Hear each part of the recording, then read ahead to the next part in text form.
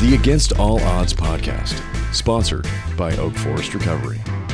Welcome to the Against All Odds podcast. I am your host, Rachel, and we have co-host RJ, and we have Michael Chernow in the building today. What up? Welcome. Thank you for coming out here. Thanks for having me. Yeah. Stoked. So you do a million things. Mm-hmm. Can you introduce like the list of what? I did some research and I saw meatballs and Overnight oats, high protein, there's a lot of different fitness, of many things. Restaurants. I think I've kind of been this, I do enjoy a bunch of different things. Yeah. And I'm very focused on my business. Mm-hmm. So my business takes up about 95% of my time. But what I found is that like doing things like this and building, and you know, I started building my kind of personal brand like a decade ago when I was running the restaurants. And how that all happened was we opened up this restaurant called the Meatball Shop in 2010. This is in New York. This is in New York City, so on the Lower East Side. It was my dream to have a restaurant. I got a job in a restaurant when I was 12. It was the best place to drink and get high, right? It was like, that was it, like the restaurant business is, and I'm a kid in New York City, no rules, just working at night. And so I just kind of knew that I was going to have a restaurant at some point. Flash forward, like, you know, a decade of absolute debauchery and nightmarish addiction. I came out of that still having that kind of dream of doing it. And like so, what, like 22? So I got sober right before my 24th birthday. Okay. But, I took a year and a half to kind of like get my feet in the sand, you know, like figure out that, okay, I'm sober. I can, now I can do anything, you know, which I think is a good story to tell for anybody that's listening. You know, that's facts, right? Like you get sober. I am predisposed to attack life as an addict. My lipid system fires like 10x. Our lipid system fires 10x what the normie's lipid system fires at. So like my dopamine is just like 10 times more powerful when I find something I like. I found drugs and alcohol to help me get away from the traumatic shit that I dealt with as a kid. But when you strip away the drugs and alcohol, I've still got that hardwired system. So if I find something that I like, I'm going to attack it just like I attacked my alcohol and drug addiction, you know? Yeah. And so anyway, so I opened up this restaurant and it was just this like, I guess it was kind of like a funny thing in the media because the New York City restaurant scene was kind of like at an all-time high then. Restaurant PR took off. I had no idea what I was doing. My business partner had no idea what he was doing, but we did have a guy who was on our advisory board, which we didn't know what that was either, but we were told to have one. And so we asked a couple of people, and this dude, Josh, was like, you guys should hire a publicist. And I got a friend who can introduce you to someone. Anyway, this guy, Phil Baltz, walks into the restaurant that Daniel and I were building ourselves because we didn't have enough money to hire anybody. And he he walked into the restaurant. I'm covered in sawdust sanding the bar. And Daniel is like in the kitchen, like scraping, fucking oil off the last person's refrigerator that was in there with the restaurant. And he's like, yeah, can I talk to the owners? And I was like, and he was like, what? And I was like, yeah, we're opening up this place. We're two friends in Meatball Shop. Anyway, he was like, this is a story. Like, we're going to tell this story. And it was nuts. It was nuts. Like within that we opened up the restaurant.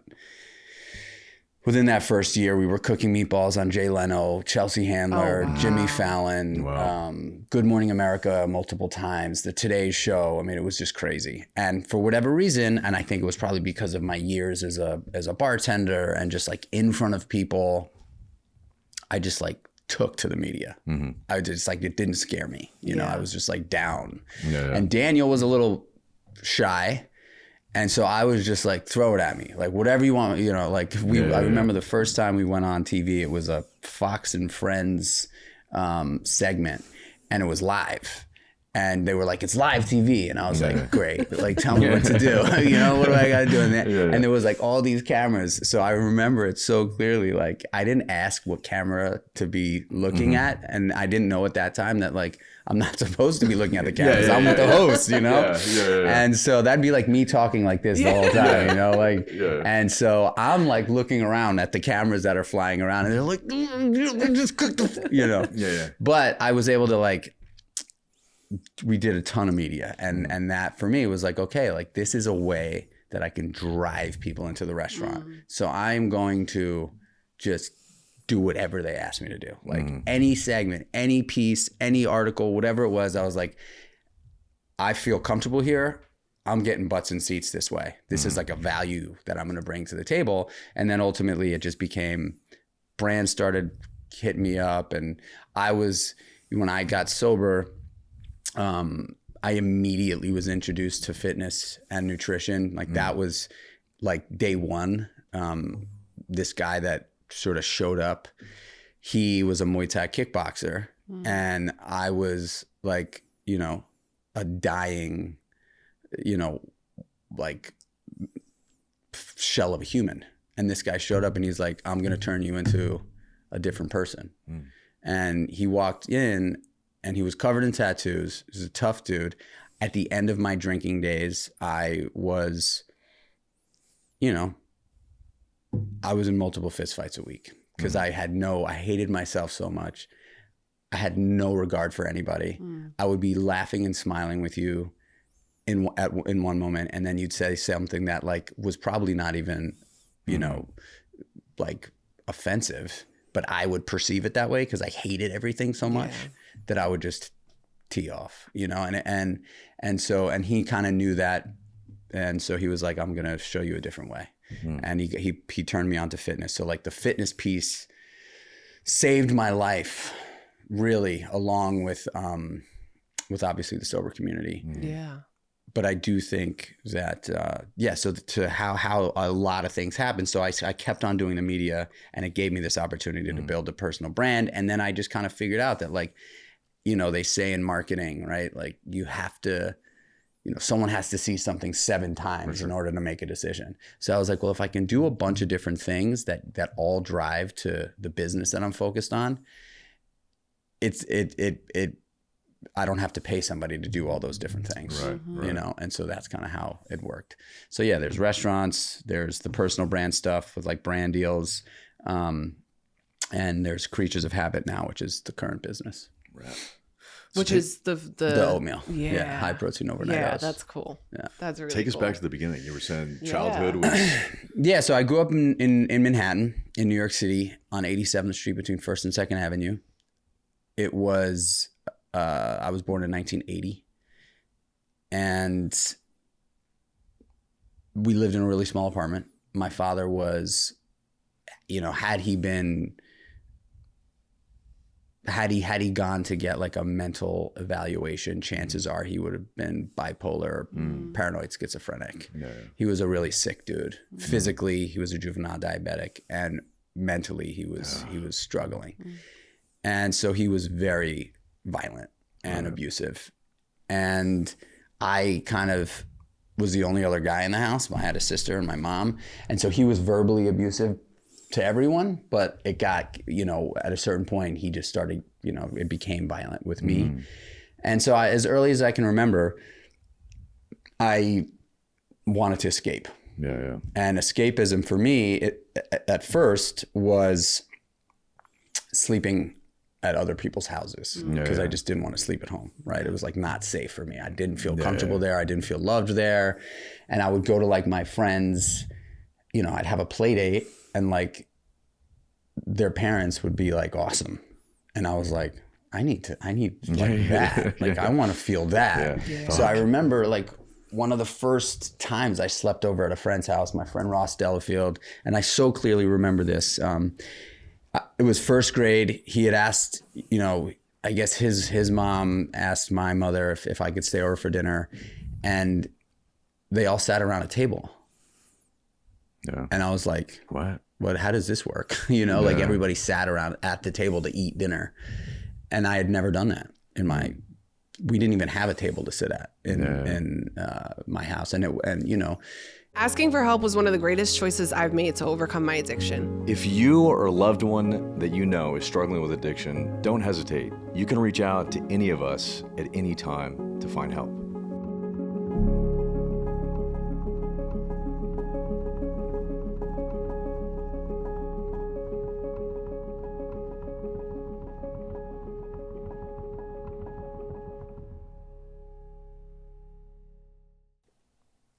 you know, I remember clearly saying, oh my gosh, like I've got to get these parents to like me so I can sleep here, because I want to spend as much time here as I can. Yeah.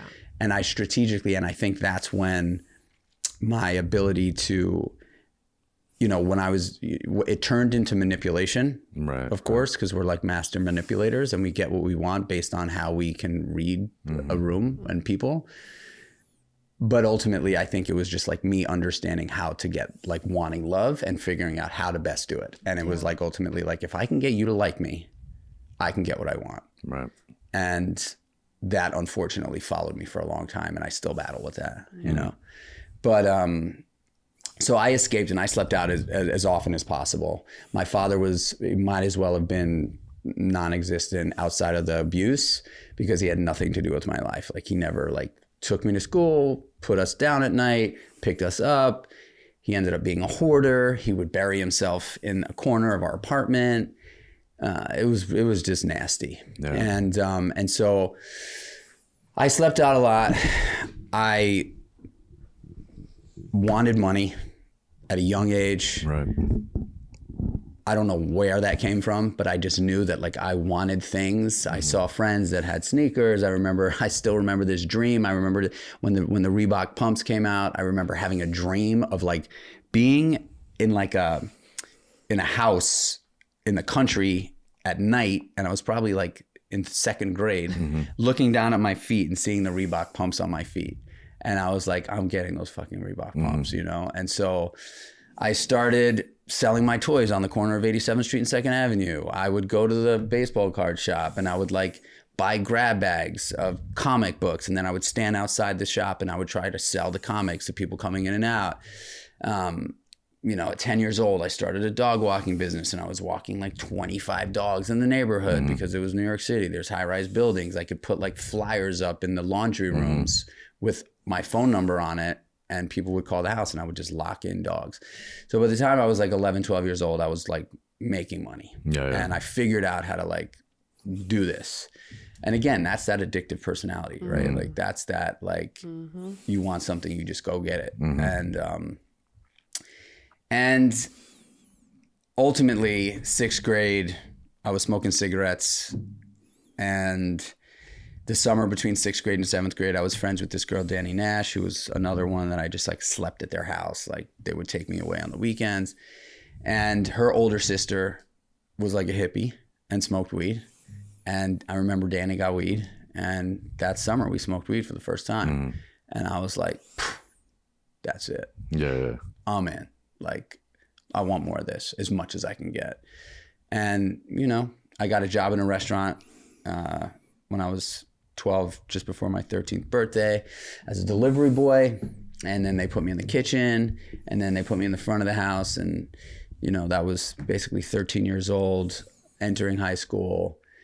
And by the end of my freshman year of high school, I was daily weed smoker, doing acid, taking mushrooms. And I found out, because the way my brain works is that, like, oh, I can get as much of this as I want if I sell it. Yeah, That right. makes sense, you know? Yeah. So I just started selling drugs, and doing drugs and selling drugs became, like, kind of my whole thing. And working in restaurants. So I always kept a job in a restaurant, because that was my excuse to be out at night. Right. You know? Right. And my mother, she knew that it was safer. Like, better for you to be. She knew that. And she was also diagnosed with something called abused wife syndrome, which is, like, a real thing, where she just normalized the abnormal. Yeah. And she, I think, was scared for her life from my father. I mean, at least that's what she says. And child services got involved. I'd slit my wrist. They put me in Painwinnie Mental Institution to get evaluated. I made it clear to them. I was like, look, I don't want to die. I just don't want to be there. Yeah. And so that's when child services got involved, because my mom was like, what do I do? Like, I'm scared for my life. I know this kid is safer out here. He's starting to get all fucked up. Like, she was just confused. She did not know what to do. My sister and I still shared a bedroom. And so when child services got involved, they were like, okay, these two kids, different sexes, 13 and 14 years old, like, they can't share a bedroom. You have to figure out how to do that. So they basically said, I slept on the couch. And so when child services would come after my father and I would get into a fight, they would call the cops. That would trigger the child services. They would show up. It was just like that until I moved out at 15. And I moved out at 15, and then it was just like. Where'd you move to? Did you get your own place at 15? No. So I was working in the restaurants, and that like led me to be the youngest one of everyone, right? Because I was this young kid. Right. And I started going to raves. Oh, nice. Yeah. Started going to raves, and this is what, like the 90s? And that's like, this is like 94. That's the prime scene. Yeah. Yeah. And so I started going to raves, and I had met all these NYU kids, and I met this girl, went to NYU. She lived in a dorm on 9th Street and 3rd Avenue, and she was like, yeah, just move in with me. I was like, perfect. Easy. Yeah. Fantastic. Perfect. It was great. So I moved into her dorm, and now I'm selling drugs to my whole high school, to NYU, going to raves, working in restaurants, living on my own, making money. Yeah. And like, I'm not going to tell you that it wasn't fun. No. Life was probably great at this point. You're out, you're free. I was free of the craziness at home. Yeah, it sounds great. It was a good time. Yeah. It was a good time, and it lasted it was a good time until I was like 18. Because that's when just like my level of drug dealing escalated. Yeah. My level of drug use escalated, and it was way less about partying and way more about like, this is now my lifestyle. Yeah. And at that point it was predominantly alcohol and cocaine and pills. So what kind of pills? Like pain pills and whatever pills. There was a period of time where these things called lemon 714s kind of came into the mix, and they were like they were essentially Quaaludes. Okay. And so everybody was like, they were like these big pills, and everybody was just eating these things. Yeah. And I had an endless supply of them, like, pillows worth of them. Yeah. And it was just like, drink, use cocaine, pills. And it was just like that cycle for days and days and days. Right. At 19, I got stuck up in my apartment, duct tape, pistol whipped, gun in my mouth, bad news. And I was like, damn, I should have never moved to the Lower East Side. Like, that was my thought. Yeah. It wasn't the drug dealing. It was like, fuck, bro. Damn, my neighborhood. Damn, what did I do? This was a good deal, but a bad spot. Exactly. And, I knew at a young age that I was an addict. Like at 15, 16, I remember having these, and I would like, that movie Kids. I love that movie. So like that was I was a little younger than those guys, but I was with Harold Hunter 5 days a week. Like that was my crew, and we all did that. And I think it started to turn bad when I started to smoke cocaine.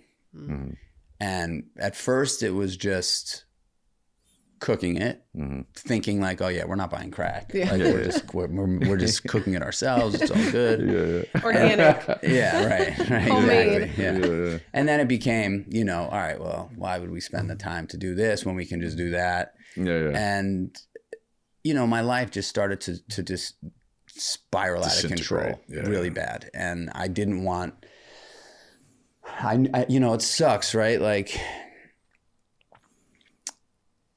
you you get to a point where you're like, okay, I know this is a problem. Nothing good is going to come of this. I want to stop. I don't want to do it anymore. Asking for help was one of the greatest choices I've made to overcome my addiction. If you or a loved one that you know is struggling with addiction, don't hesitate. You can reach out to any of us at any time to find help.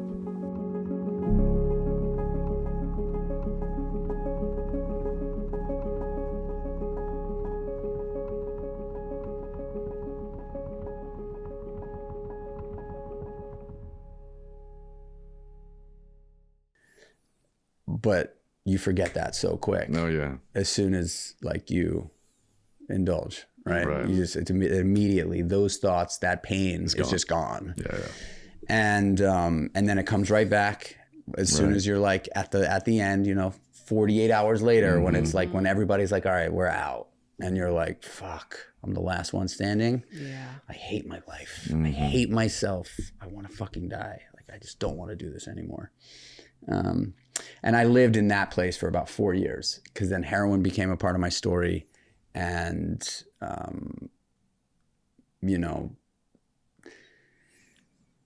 I overdosed on heroin 2 weeks before I got sober, really bad. And I was at this apartment and I was with this girl. She was terrified when I OD'd. I obviously was terrified when I OD'd. And it's so weird for me to say that, because I'm sitting here today, like, I cannot fucking believe that I was that person. I get emotional whenever I think about it. I'm like, was I really that person? Yeah. Did that actually happen? Like, or is it a dream? Yeah. Because I remember sitting on the edge of the bed and I was naked and I looked to my right, and we had been doing heroin for, I don't even know how long. It was just like, we would lock ourselves in a place and just use. Yeah. And sleep and wake up and, have like a fucking bite of a donut and like, whatever. And it was terrible. And I looked in the mirror. There was a mirror on the headboard, and I looked to my right and I saw my reflection.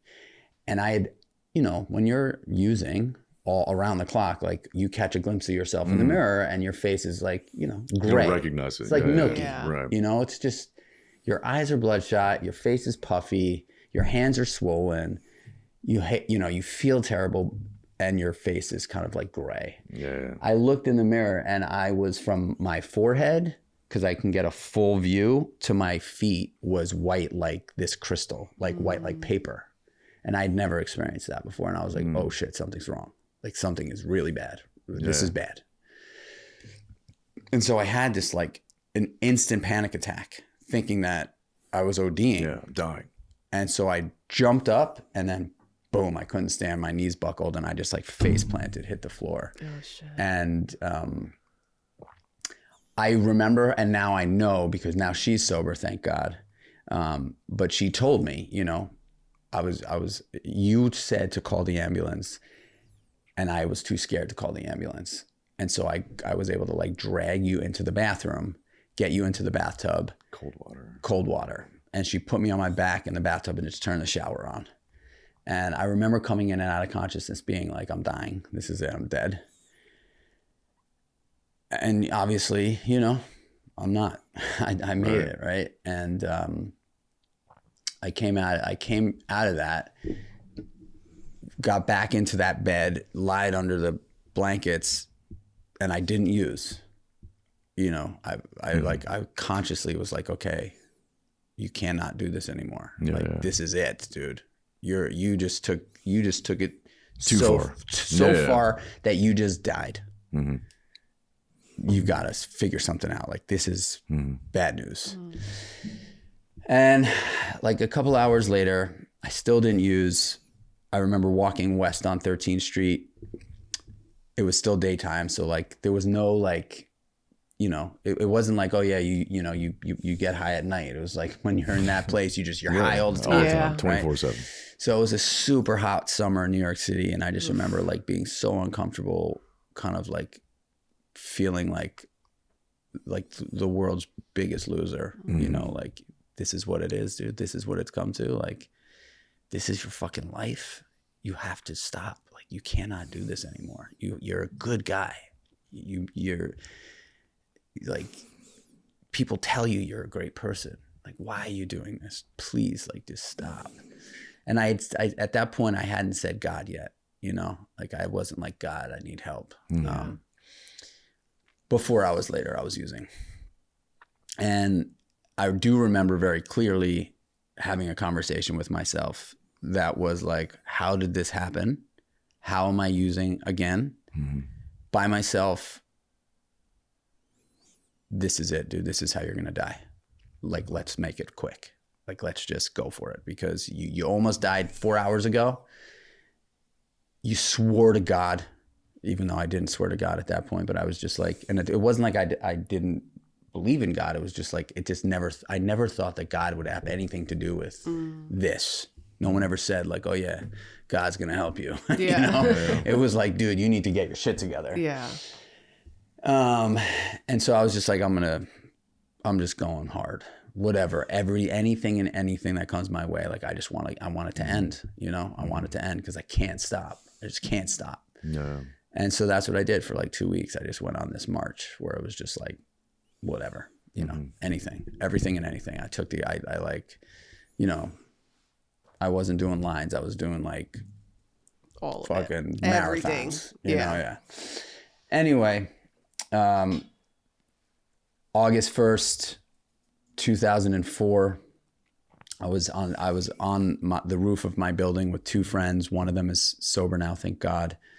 And they were like, all right, man, like we're wrapping it up. And it was probably a 3-day run. And I was like, you know, I still had a lot of drugs, and I went down to my apartment. And again, like mirrors for whatever reason have played a role in my journey. Yeah. But I closed the door of my bedroom, and I had a wall mirror behind the door, and I like caught a glimpse of myself again. And I think that was the first time that I ever made eye contact with myself.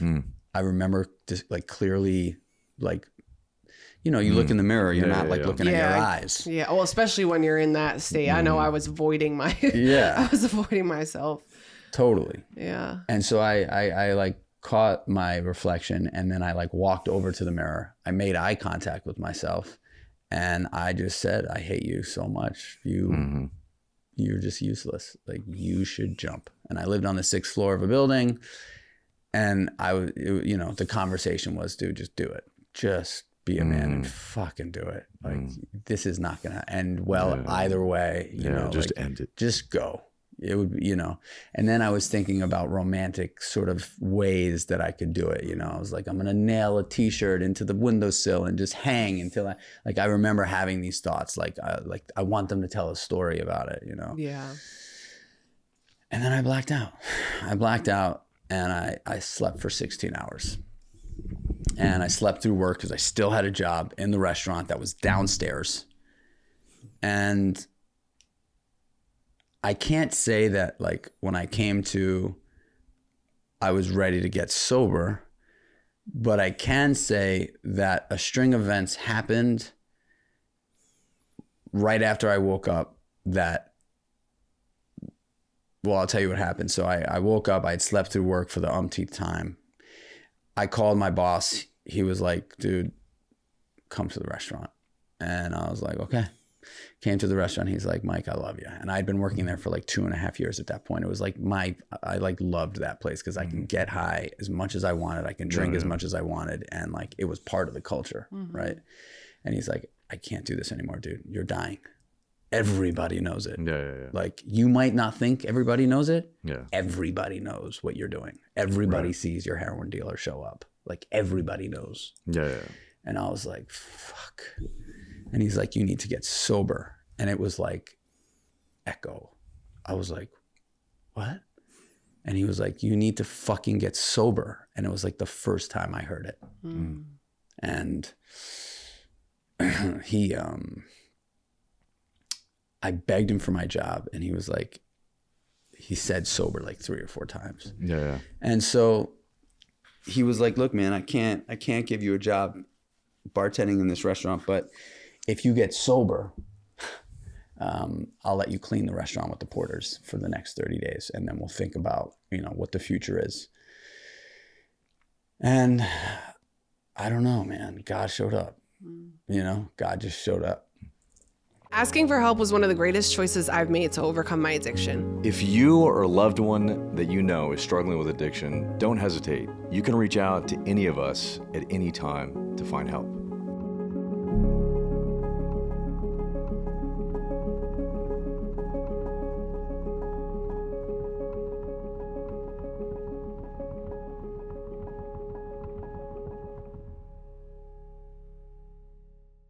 And I called this woman who was like an older sister to me when I was a teenager running the streets. And I worked in this nightclub. She was a bartender in the nightclub.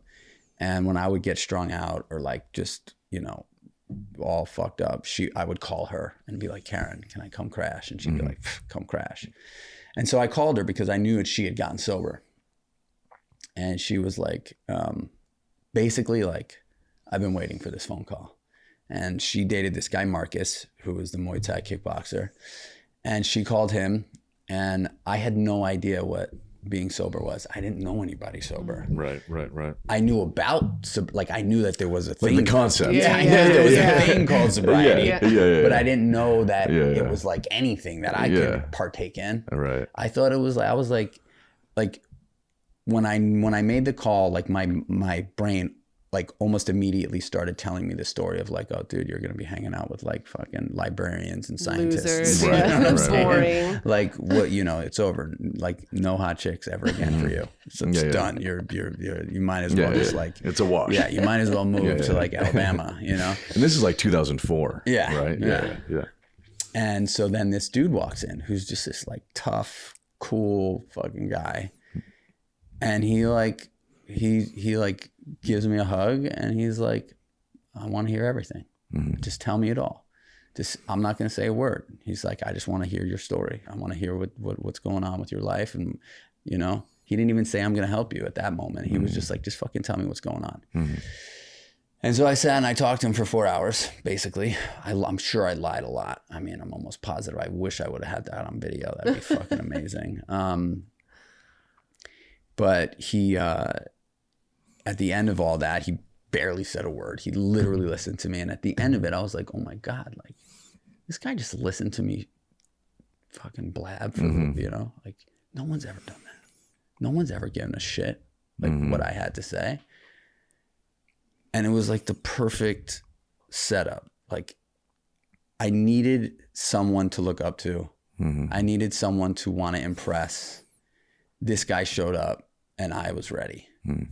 And he told me exactly what we were going to do. And he wrote it out on a sheet of paper for me. And he's like, he structured my day from the minute I woke up to the minute I went to bed. And I'm at this point, I'm like, you know, I mean, I was smoking crack like 12, you know, whatever, 14 hours ago. I'm like, whatever, man. I like, just tell me what to do. I think you're cool, you know? And that was it. Like I went to a meeting. Wow. And I just listened to him. No treatment, no nothing. No treatment. Wow. I mean, I kicked, obviously, which sucked. Did you kick at her house or did you go back home? No, I kicked in my house, in my apartment, because I had an apartment. And I just remember, you know, strangely, like the kick wasn't like terrible for me. And I think it was probably because I was using all sorts of other drugs as well. Yeah, you were just doing a fucking mix. I was just doing whatever. And there was a lot of alcohol involved too. And I think like, you know, but like, look, facts are, right? Like when you're using like that, like you don't know what it's like to take a solid shit. For sure. No. You just don't know what it's like. You know what I mean? Like it's just like you piss out of your ass for like 3 years straight, right? Like that's just what it was. I was just used to that. Like I never drank water, so I just didn't know what clear piss looked like. You know what I mean? And like these little tiny things that started to happen, like things started to change. And but basically what he said was, I mean, I'll give you the plan. You know, he basically said, this is what I want you to do. I want you to wake up as early as you can in the morning. For me, like I didn't know the morning outside of being up from the night before. So I was like, okay, but like you have to understand, like, you got like, what time of day is that? You know? And he's like, look, I want you to go to bed at night and I want you to wake up the next day. And so he was like, as soon as you wake up in the morning, I want you to get out of bed. Don't roll around. Just stand up and get out of bed, turn around and make your bed. And like, I had never made my bed. So, you know, and I had a dog that slept in bed with me too. So like, you know, it was just, but he was like, turn around and make your bed. And as soon as you've made your bed, walk into the bathroom, brush your teeth, wash your face. I was like, wash my face, brush my teeth. I don't know, man. You know, like a lot of work. I don't know. I don't know if I did that all the time. You know, I certainly didn't wash my face, but I don't, you know, brushing my teeth every day, probably not. Yeah. And so he's like, brush your teeth, wash your face, take a piss. And then he says, right after you take a piss, I want you to get on your hands and knees and say help. And I was like, what, you know, are you asking me to like pray? And he was like, I am. I'm asking you to pray. He's like, I don't care if you believe in something, if you don't believe in something, but dude, you need help. And like the best place to start is on your own, on the floor of the bathroom. Just do it. So I was like, okay. And then he was like, after you do that, I want you to do some push-ups. And I was like, push-ups? Like, bro. This is a whole rush. I'm impressed, actually. So this is, but the beauty of it was he wrote it, right? He wrote it for me. And then he said, after you do that, so prayers and push-ups, go back into your bedroom and put on a pair of sneakers and just get out of the house. Like, I want you to take a walk. And it could be a block. It could be, you know, however long you want it to be. But I want you to kind of just get into the groove of like getting outside of the house, getting up and just getting moving. And then he said, as soon as you get back, I want you to make a bowl of oatmeal. So he was like, go to the supermarket, buy a fucking tub of Quaker Oats and just make a bowl of oatmeal in the morning. That'll be your first meal. It's healthy. It's satiating. It's inexpensive, super easy to make. You cannot fuck it up. And that's going to be your first meal every day. And then when you're done with that, you're going to go to this meeting on 12th Street at 10 a.m. You're going to get to that meeting. You're going to sit as close to the front as possible. You're going to introduce yourself. You're going to tell them why you're there. And then when you're done with that, you're going to come down to the Muay Thai Academy and I'm going to kick your fucking ass. And I was like, you know, I had no idea what Muay Thai was. You know, it saved my life. But ultimately, he was like, I want you to come down here. We're going to train. And then you're going to have chicken and broccoli for lunch. You're going to go to work. You're going to have chicken and broccoli for dinner. You're going to go to bed as early as you can. But right before you get into bed, you're going to drop back down on your knees. You're going to say thank you. And you're going to get into your bed. You're going to close your eyes. And you're going to do whatever it takes to fall asleep. Just don't use drugs or drink. And like, obviously it took me a while to get that plan down, right? But like, this was the thing that this guy did for me. Yeah. And I still follow that fucking plan. Yeah. Changed my life. Yeah. You know? And so, I mean, that's kind of the story, you know? Yeah. That's your foundation. It's my foundation. Right. And I think, I really do believe that like, there's a few parts of I don't want to say 12 steps, but just like of the community, of the sober community, that I do strongly believe that it's missing a few pieces, which is like, we're addicts. I am always going to be an addict of some sort. It's who I am. I always have been from when I was a little kid. And so if I don't kind of find something else to sink my teeth into that makes me feel good, my chances of success in sobriety as a happy human, pretty slim, you know? And I've seen it happen over and over again. And so I've worked with so many guys in sobriety and I tell them, I write them the same fucking plan that Marcus gave me. And I'm like, hey, like, I know this is a lot. You asked me to sponsor you because you saw something that you wanted. This is what I did and do. And if you can't get down with that, I totally get it. I'm just not your guy. Yeah. Fitness and nutrition are controllable wins that you have access to all day long. I needed wins. For sure. I needed wins that like made me feel something. Yeah. And they don't talk enough about it in the program. For sure. Oh, yeah. For sure. You know? They Totally go hand in agree, hand, man. For sure. So that's what kind of paved my path, you know? And like, I never thought in a million years getting sober at 23 years old that like, Asking for help was one of the greatest choices I've made to overcome my addiction. If you or a loved one that you know is struggling with addiction, don't hesitate. You can reach out to any of us at any time to find help.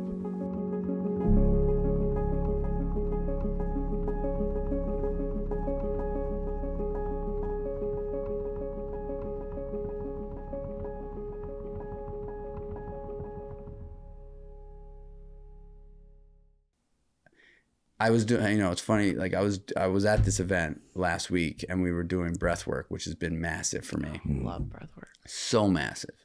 And the woman who was facilitating, taking us through this breath work was like, I want you to think about the biggest obstacle in your life ever.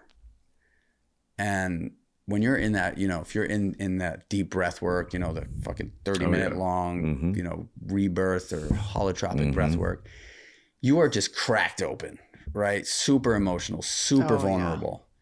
Yeah. And I went to like day one, August 2nd, 2004. That's the biggest obstacle of my life. Like all the shit that happened to me as a kid happened. I don't regret it. That day, hardest thing I've ever done, for sure.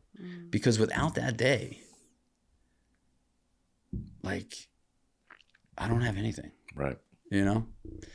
And, you know, one thing just led to the next. And I was able to just like build this crazy life that you know, if somebody put $5 on a table when I was drinking and using and left the table, they knew that $5 was not going to be there when they got back, you know? And I've had people give me $5 million and trust me with it today, you know? And so it's just like a very different, I guess the moral of this story is if you're drinking and using and you don't think there's a solution and you don't think you can be the person that you dream about being, you're fucking lying to yourself. For sure. Facts. Yeah. You could be anything. Right. Take away the drugs and the alcohol. Commit to something that makes you that like gives you that feeling of confidence. Yeah. And like watch how life changes, you know. Oh yeah. For sure. Yeah. We talk about it a lot too. Like you mentioned, like addicts and alcoholics have that drive that when they do get sober and you find that fucking thing and you put that crackhead energy into like something that is good and you're motivated to do, it's incredible. You outperform everyone around you. 100%. You know? It's crazy. I mean, look at all the athletes that are former addicts, right? Like for sure. People ask like these guys who are running like 250 miles through like the Sahara Desert. Like, what's wrong with you? Yeah. And they're like, oh, you know, I used to smoke crack. Yeah. You know? It's like, this is what I found. For sure. For sure. So, okay. So you get sober, you're 23, 24. When did you start the Meatball restaurant? So yeah, so I got sober right before in August. My 24th birthday was in October. I like very quickly, because I had this guy to follow and this guy to like help me. This guy Marcus really became like my, I don't want to say my higher power because he told me I needed to find one. It was like your Yoda, dude. Like my Yoda, dude showed up and was like, he just like Mr. Miyagi'd it. Totally. And I wanted to be like him. I wanted to be like him, really. Yeah. And my, like, I was an athlete as a young kid. And so when he introduced me to the sport of Muay Thai, I took to it like, you know, and like almost after the first day, I remember coming back and being like, I suck at that, but like I haven't felt good like that in a fucking long time. Yeah. Like I want more. And so, like I also was like, as I was coming out of the fog, I was like, you know, I feel like people that work in restaurants are actors, you know, like a lot of actors. I was like, maybe I should gun after this acting thing. You know, like I could try to do that. You know, your brain is kind of mush and you're just like, what, you know, like I felt like, I work in a restaurant. There's a lot of actors that work in restaurants. Let me just see, maybe I'm an actor. Maybe I'm an actor. So I was like, fuck it, I'm going to LA. And Marcus was like, dude, do not do it. all the other people, like everybody in you know, in the program was like, do not make it. You're pulling a geographical, like just don't do it. Like you go where you go, don't go. Yeah. And I was like, fuck all you, like I'm going to give it a shot. And so Frank gave me my job back in the restaurant. He was super happy that I got sober. I was like, Frank, I'm going to go try this thing. You know, if I come back, can I have, if it doesn't work out, can I get my job back? He was like, yeah, you can get your job back. So I went to LA. It was miserable. It's terrible. The one thing I did get out of the LA trip though, was I quit smoking cigarettes, which was awesome. But I came back to New York like 3.5 months later and got my job back at Frank. A month later, I met Donna, who's now my wife. So we've been together for 20 years. She just literally gift from God, you know, she's like my rock. And I was like, okay, this acting thing's not going to happen. I've always had a dream of having a restaurant. I'm going to figure out how to do this. So about a year after coming back from LA, I called Frank and I was like, yo, dude, can I sit down with you and have a cup of coffee? And he was like, yeah, sure. So I sat down with him. I was like 25 and I was like, I'm going to open up a restaurant. And he was like, oof. He's like, Mikey, I don't know if you got it in you. You know, like it's a lot of work. Like restaurants are tough. Like just because you work in this place doesn't mean like you're going to be a great restaurant owner. And I was just totally deflated. I was like, fuck, right. Fucking my, like, you know, the acting thing didn't work. LA didn't work. You're coming back. He's like, no, dude, you can't do that. Yeah. And you're just like. So as I was leaving though, he was like, but if you actually want to be serious, like you should go to culinary school. And I was like, all right. So that night I like researched all the culinary schools and I applied for a scholarship to the French Culinary Institute and I got in. And like 6 months later, I went to the FCI and it was a 18-month long program. While I was there, Cornell had partnered with FCI to offer their like hotel restaurant management program, which is like the best in the country. In a truncated version at my school, which would be another 12 to 14 months. So I applied for the scholarship for that. I got the scholarship for that. And I spent like 2.5, 3 years at culinary school. Wow. And graduated when I was 27 and came out. And, you know, at that point I was like in the best shape of my life, sober as fuck, deep in the community of like the sober community, right. Eating really healthy, like feeling super confident.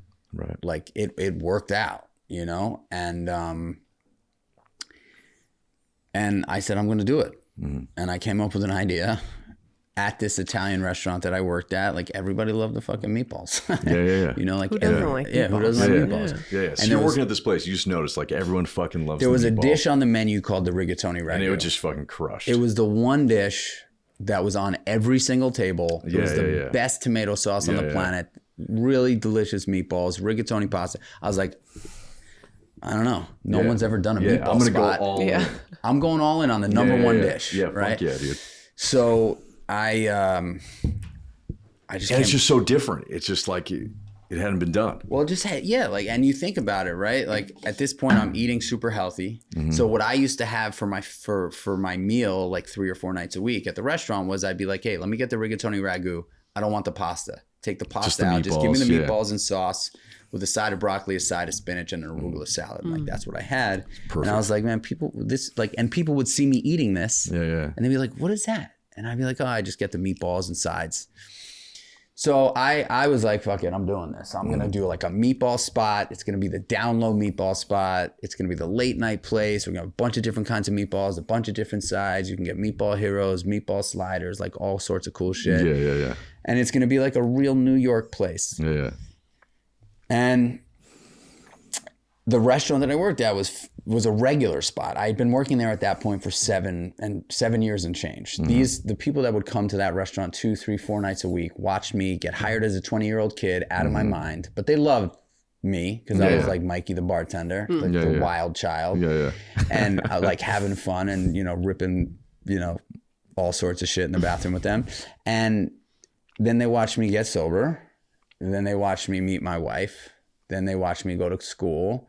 And now these people have like 7-year history of this dude who's like really changed his life. Right. And I was like, man, like I spend more time with these people than pretty much anybody else in my life.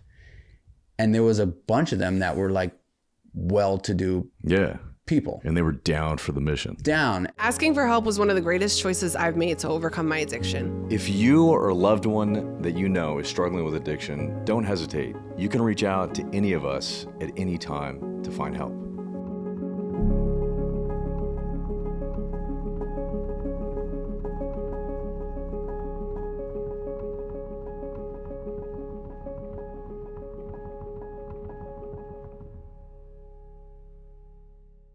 And so I once I was done with the business plan, I was like, I don't know like anything about investors, but I do know that these guys come and spend like hundreds of bucks a night. I'm going to put a fucking business plan in front of all of them and just say, hey, like I'm doing this. And 14 of them wrote me a check. Wow. Yeah. Wow. That's so dope. Yeah. So 14 of them wrote me a check. Daniel and I knew exactly where I wanted this place to be. And we went down to the Lower East Side, found a location that I thought was perfect. We were like, all right, we're going to open up this spot. You know, we were swinging for the bleachers. We were like, I will do $1 million in sales in our first year. Like that's what we told all the investors. Do $1 million in sales in our first year. And that's as far as we took it. Yeah. Like first year, $1 million. Yeah. And I put in 20 grand of my cash. Yeah. Daniel put in 20 grand of his cash. We opened the doors of the Meatball Shop, and like I said, it was just insane gangbusters. And we did $4 million in our first year. Holy shit. We paid back the investors in 6 months. And one of those initial investors was like, you guys have struck gold. Like, here's $3.5 million. Back in. Yeah, for sure. And we just got a crash course in business, you know? And For sure. like, you know, I had so much support from the sober community. At that point, I was like fighting a lot in Muay Thai, but like obviously super controlled. But I was like getting that energy out, you know, and training hard and competing in that. And then this restaurant opens and the shit just flies off the handle. And it was like I applied all the shit from the program, right? It was just like right foot in front of the left. Like you don't know what you're doing. Ask for as much help as possible. Right foot in front of left. And we opened up 5 more restaurants. Wow. In like 3 years. And Dan and I started butting heads. There was a lot of money involved, you know, but I just knew that like, I knew that if I stayed in that position, we had a very big deal come across the table for us that wanted to buy our company, or at least a percentage of the company. And it was like, Life changing. Yeah. Like actual fuck you money, right? And I couldn't convince Daniel to want to do the deal because we had 2 more restaurants that we were negotiating. And he was like, dude, like we're going to open up 2 more restaurants in the next 12 to 18 months. It's going to be, if they're going to give us that money now, they're going to give us this much more in 12 months. Like, let's hold tight. And I was like, dude, like you're going to get your mother out of the fucking basement apartment. I'm going to finally get my mother out of the fucking nightmare that she lives in. We're going to buy them a house for sure. This money's coming. Like, you're going to live in a sick place. I'm going to have a sick apartment. And like, this is like the beginning of like wealth. We got to do this. And he was like, no, it's worth more. And I couldn't convince him. And it was millions of dollars. And I just knew that was like, okay, this is not going to work for me. So I began planning my exit out of that business. And a year later, I sold a bunch of equity. And, you know, I mean, I definitely didn't get the deal that those guys were offering us. But, you know, I made my first $1 million at 31 and 32. And I couldn't fucking believe it. You know what I mean? I couldn't believe it. And so right after that, I opened up my second restaurant concept called Seymour's, and I did the exact same thing. I mean, it was like I used sustainable seafood, super like fun fish tacos, fish sandwiches. Basically, I did to sustainable seafood what I did to meatballs, Yeah, right? Like yeah, I was right, like, I'm right. gonna make meatballs cool. I'm gonna make sustainable seafood cool. Like people hear sustainable seafood and it's not like a cool term. But I was like, I'm gonna put that shit in fucking Yeah. fish tacos, Yeah. play some good music, have good vibes, a great staff, and like I'm gonna make sustainable seafood cool. And I did. And you know, I opened up 7 of those. Yeah. And then I knew in that like, you know, I knew at that point that I didn't want to like have 100 restaurants. I knew that I was really good at creating a brand.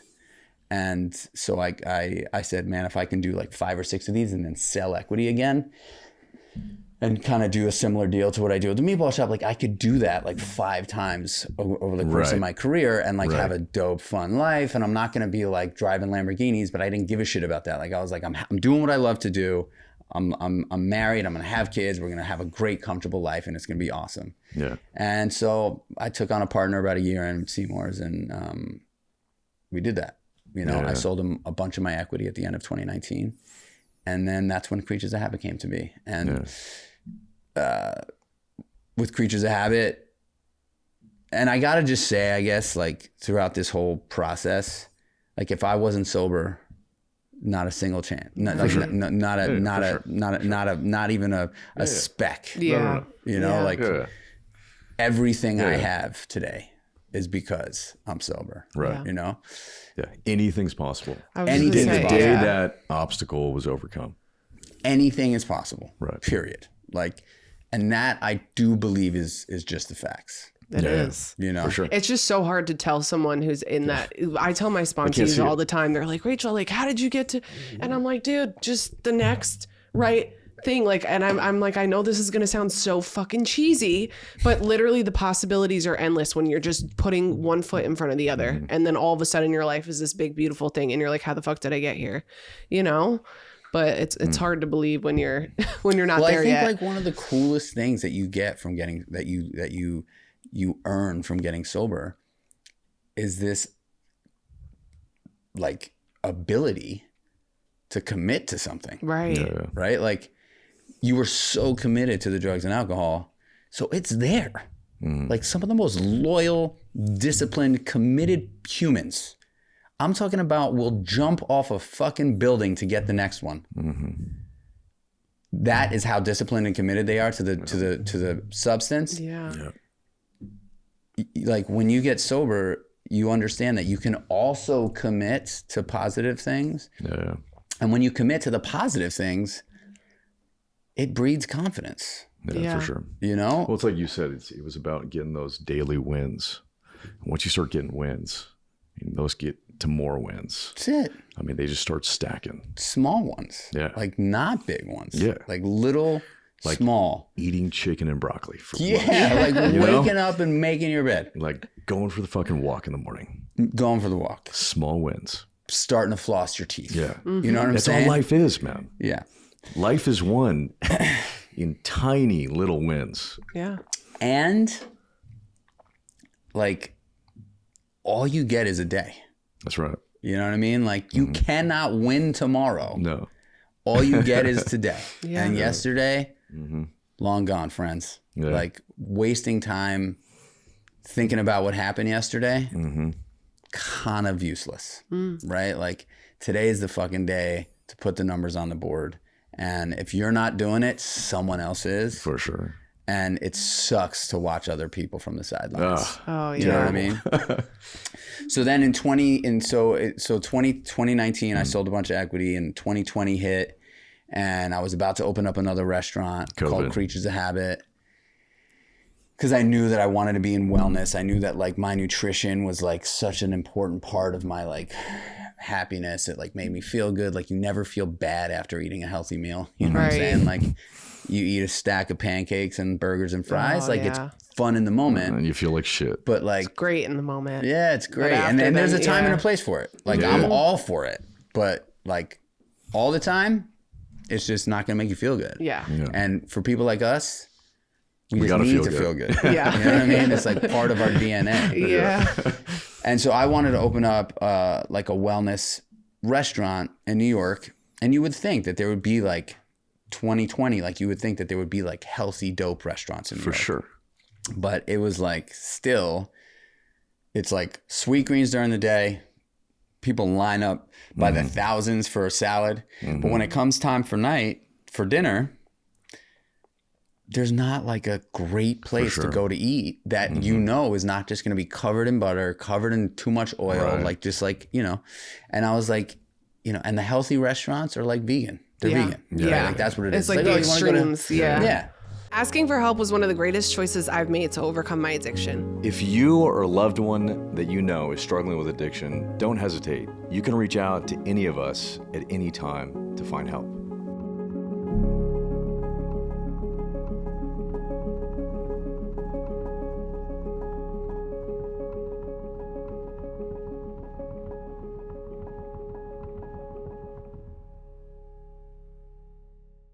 So I was like, I'm just going to open up a dope spot that's fun, that people want to be in. But like, there's going to be keto menu options. There's going to be paleo menu options. There's going to be, you know, whatever, you know, we're not going to overdo it with butter. It's going to taste delicious. We're going to do simply roasted vegetables and just the food's going to be awesome. You know that you're someone who is passionate about this. You can rely on this place to not just smash 3,000 calories for dinner. Right. And I was going to use the restaurant to make products, test them on the customers or the guests of the restaurant. And then be able to sell them online. And then be able to sell them online. Yeah, and that was the way I was going to think about the future of this, because I knew I didn't love stamping out restaurants anymore. Yeah. I found the dopest restaurant on the planet. Was about to sign the lease. Grumblings about this virus. I'm like, whatever. It's not going to be a thing. Yeah. And then all of a sudden, like, people start dying. Crazy. Yeah. And I'm like, whoa. And then, you know, the whole world comes to a screeching halt. I tell the investors, like, I'm not putting $250,000 of my own dollars into this. Like, I'm definitely not taking your money and losing it. So we just got to pause here.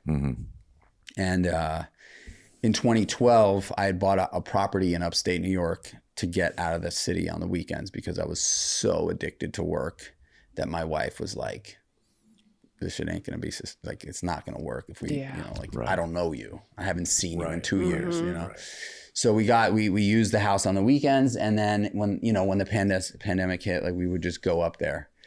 We just went up there thinking that, like, we would just, like, weather the storm because nobody knew what was happening. But ultimately, like, one bag became 2, became 3, and it was a year. And we were like, all right, we're moving here. Right.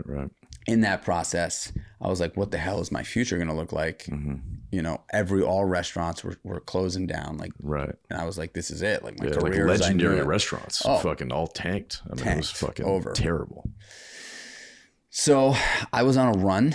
And I was like, I've got to figure out what the move is. And I knew that like products were going to be part of Kreatures of Habit originally. But when I drew the line through the restaurant, I was like, okay, if it's going to be products, like, what the hell am I going to come out the gate selling? And then it just all came to me.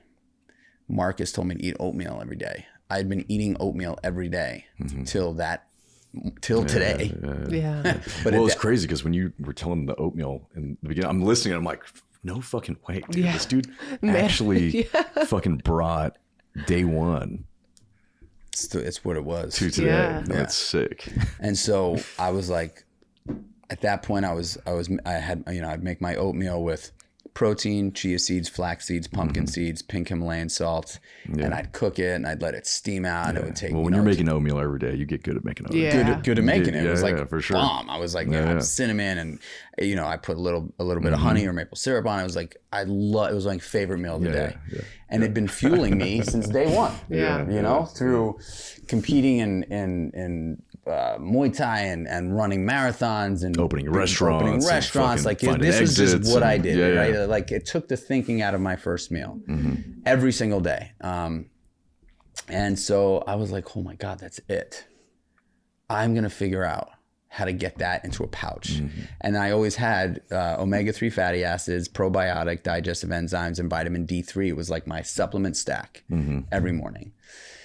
And I was like, man, if I can get those supplements into this and get it into a pouch, like I know that I've got a product that is going to help people make better decisions because it is like, that was like it's funny to say like oatmeal changed my life, but like oatmeal was fucking part of it. You know what I mean? Bro, for sure. It was part of it. You followed the direction, man. I followed the direction, and it also just like, you know, like it was success. Yeah. I was like, I'm making this decision consciously to put small good wins, shit into my body. Yeah. And so I got back from that run. I told my wife, I was like, babe, I figured it out. And she's like, what? And I was like, I'm going into oatmeal business. And she was like, oh my God, he is totally out of his mind. Yeah. But that was that, you know, I was like, I can get it into a pouch and then I can really also like tell my story. That brand. Just like good like, meal. Fuck, man, it all hits. It worked. And so I spent a year working on it, came up with, you know, the brand. I knew I wanted to make oatmeal cool. Like I was like, meatball's cool, sustainable seafood cool. I'm going to figure out a way to make oatmeal cool. And I got the brand all together and I built, like I created the formula and I pitched it to Gary Vaynerchuk. And I was like, here, dude, like, I know this might sound crazy, but I'm going to bring this to market. What do you think? And he was like, what do I think? He was like, where do I sign? I want to write the first check. I fucking love that guy, dude. Yeah. It's so tight. And that was like, I created a little capsule collection of apparel to go with the launch. And he was like, this is Kith meets Quaker. That's what he said. And I was like, fuck, that's a good line. I'm like, I'm taking that shit. He's got good lines, man. Yeah. And he wrote the first check and, you know, and I can honestly say that, you know, we're 3.5, almost 4 years in. It like without Creatures of Habit, when we first started this podcast, I was like, you know, telling these stories in this way wasn't really a thing that was acceptable in the sober community 5, 6, 7 years ago, right? The amount of people that I have been able to help by telling the story, the amount of people that like found Creatures of Habit, you know, and now also like have used this as a positive way to start their day in their recovery journey. It's crazy. Yeah, that's great, man. You know, that's what it's all about. Story, man. Yeah. God damn, that's a great story. Yeah. So, you know, it's been such a cool journey. And are you guys like in stores or is it just online? Just go to the website? Yeah, just online. Go to the website. What is it? Creaturesofhabit.com with a K. Creatures with a K. Yeah. And yeah, man, you know, and I think like the biggest accomplishment, you know, of this whole recovery thing, I think for everyone who steps in and takes action, right? Because you can come in and just hide too. Yeah, for sure. Like you don't have to do anything. No one forces you to do anything. But if you take action, I mean, it's limitless. I mean, it's so crazy. Like I love working with and hanging with former drug addicts because we're just bent, man. We have a bent towards fucking whatever it is. Totally. It's like what you said about we attack shit. Yeah. Attack it. And I attack shit, man. When I attack shit happens. Yeah. I don't know what's gonna happen, but it happens. Yeah. And it's pretty fucking cool. I mean, dude, I became a pro bodybuilder. In like, cause I was like, one day I was like, you know what, fuck it, I'm gonna start doing this. Yeah. And then 4 years later, you know what I'm saying? Like there is truly, if just one person listening to this podcast is on the fence of like, or 10 people listening have been like, man, it's just not that easy for me. Like it hasn't been like that for me. Start with small little wins in the morning, right? That maybe you haven't heard of in the program. Wake up, make your bed, brush your teeth, wash your face, floss your teeth, hit your knees, do some push-ups, get out, move your body a little bit, eat something healthy in the morning. Like you do that, you stack shit like that, you know, commitment, confidence, courage. Like courage is like what people write books about, you know, like, and the way to get there is through commitment. I mean, you know, like for sure. And and for me, like in that discipline, it's just absolute freedom. You know, like if I know that I'm capable of doing what I say I'm going to do,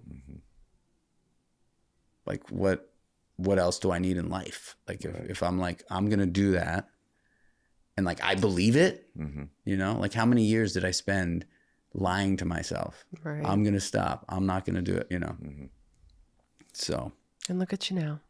Look at all of us now. This is right. Like, this is not, it's crazy. Crazy. It works, man. It does. It works.